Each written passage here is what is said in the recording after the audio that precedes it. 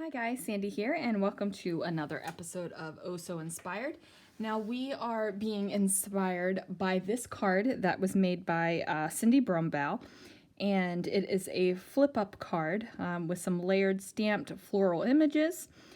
And I am not making a card. Of course, I am making a scrapbooking layout. I haven't decided if I'm using both photos or just the photo of the chocolate martini here. But this is what I'm scrapbooking. I'm going to dig through and see which stamp set I want to use. And then let's see what I can do. The first thing I do is grab my stamp sets and ink pads, and I decide to use some layering flowers from Altenew. And I will be the first to admit I am not a prolific stamper. I am not amazing at it, but a stamping positioning tool really does help me out. So I am going from lightest to darkest colors, and I'm going to be doing the florals in kind of like pinks and rosy colors, and also in kind of teal and aqua colors. And I know that that might seem weird, but I'm going with it. Totally feeling inspiration from our inspiration piece, and I'm just thinking that these colors are great, and that's what I'm going to do. Now, the ink does look a little bit splotchy, and that's for two reasons. One, this is the first time I am actually using this particular stamp set, and I did not prep the stamps beforehand. And the second is sometimes inks kind of look splotchy when you first stamp them, and then they kind of like even out a little bit. So here I am going ahead and adding in my teal colors. Now, I don't show you the entire bit of my stamping. As you can see, there's some blotchy ones. But I do want to let you know, like, I leave my stamps in my stamp positioner and just flip around my paper. That way I get like double the profit for half the work. Do you know what I mean? So the only thing I'm doing is getting these base colors down, and then I'll add the second one on top of that. And since everything is completely positioned in the same way, I don't have to do it for each set of colors. The only thing I have to do is just make sure that I clean off my stamp pad or my stamps pretty well before, I move on to the next step. And I am using my little Gina K chamois there, and the poor little thing is starting to fall apart. So I've had two stamp chamois, one from Lawn Fawn and one from Gina K. And I don't know if I'm just too rough with them or what, but both of them have kind of like started to fall apart on me. Now this is the fun part. This is where you get to line up the next layer of the stamps onto the florals. And I don't get this perfect, you guys, and I'm okay with that. Like, this is going into my album.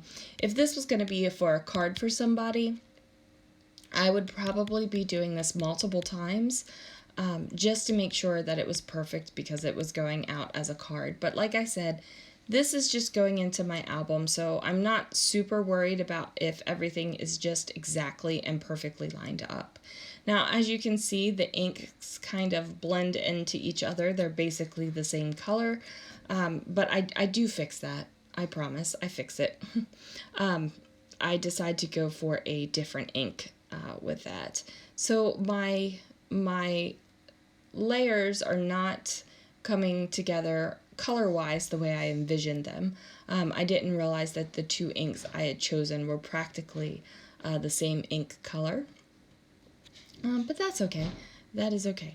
As you can see now that ink pad actually gave me a little bit of a darker hue on there, so you can start to see a rose forming now. Now it's not just some sort of like weird blobby thing, and that's pretty cool. See, like right there, you can totally see it that it is starting to happen. Okay, so I'm not going to make you watch me do every single step on the florals or on the leaves. I'm just not going to do that to you guys.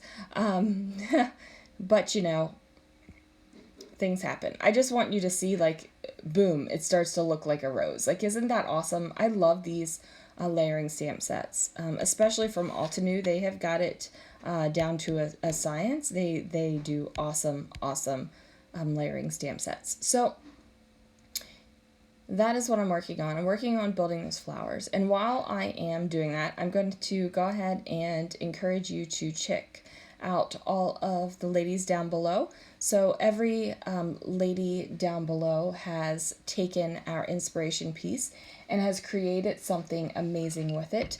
So I do hope that you will take the time to go around and check out everybody's links. Now this is the part where I am going to make this into my layout. So as you can see, my die cuts are off on the side there, and I am using a paper crimper to add a little bit of texture to this plain pink cardstock. So I feel like it's a good match for the layout. The colors I have are definitely a good match. I just need to give it a little bit of texture so it's not flat on flat. And look at that black and white striped. That is gorgeous, but I'm using this polka dotted piece of paper from Close to My Heart. And then I'm going to go ahead and cut the photo of me out and put it into this little frame.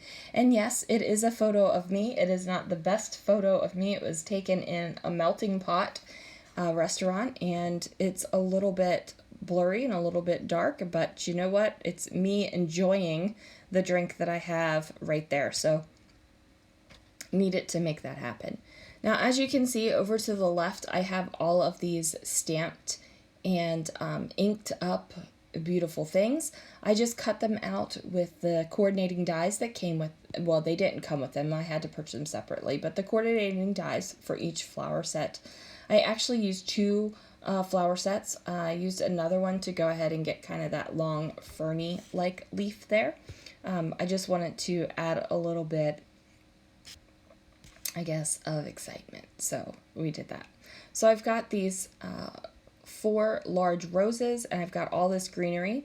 And now I've built up my photographs here so that they're kind of overlapping. So this division that I have on the page isn't like a stark division. I have overlap on it, and that way everything kind of looks like it's meant to be.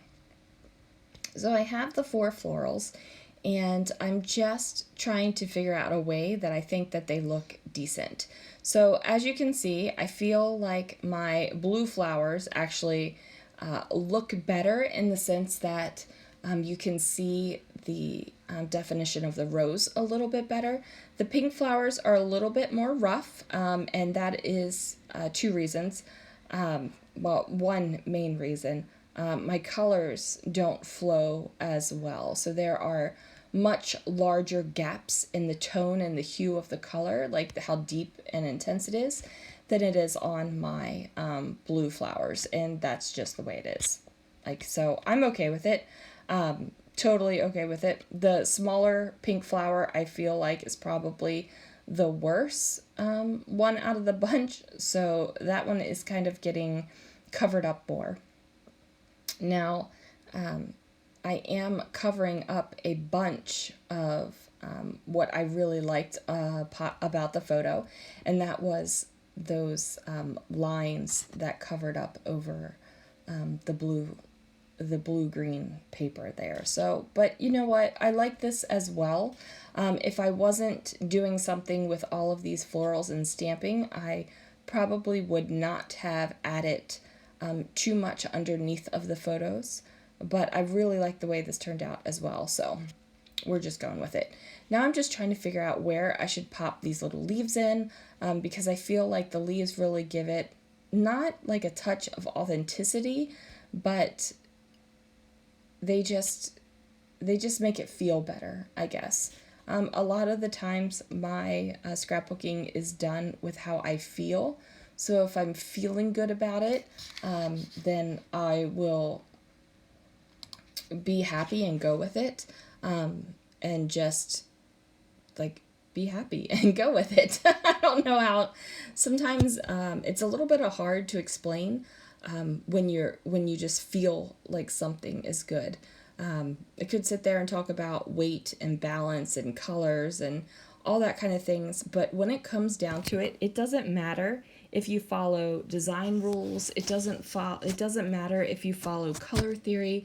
Like, it really, all of those things don't matter until you feel good. So I could be following design theory to the T, but if I don't like it and if it doesn't feel a good page to me, if it doesn't feel like a good page to me, then like it's purposeless. Like, it doesn't make any sense. And there are a couple ways that you can just figure out what feels good to you. One of those things that you can do is just trial and error. Just keep doing things and moving things around and trying it out until it feels good. And another thing you can do is actually try and follow like design